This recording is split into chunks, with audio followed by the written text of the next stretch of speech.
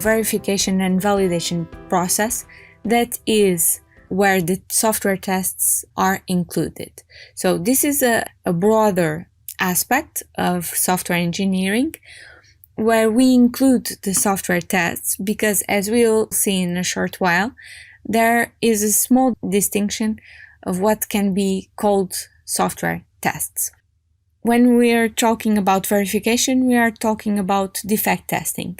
And the idea is that we actually show that we are building the product right, okay?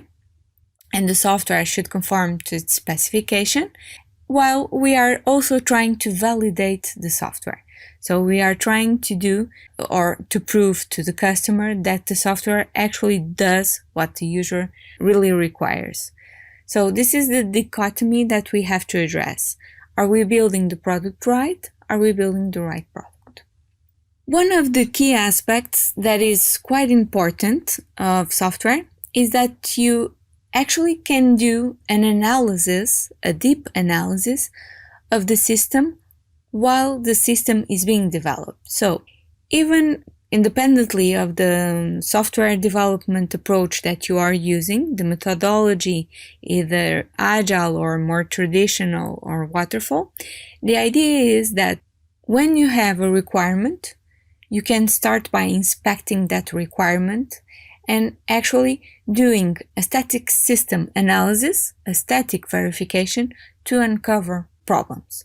And you can do this at every stage of the software product. You can do it while there isn't yet one single line of code.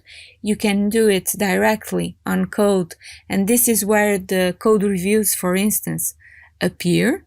And this is a software inspection is actually a verification concern. Then we have the software testing approach. And the software testing approach usually is concerned with exercising and observing the product behavior. So the idea is to have a dynamic, also called verification, but that actually promotes both the defect testing and the validation testing that we have already seen. The idea is that the system should be executed with test data and the features that the system include are observed.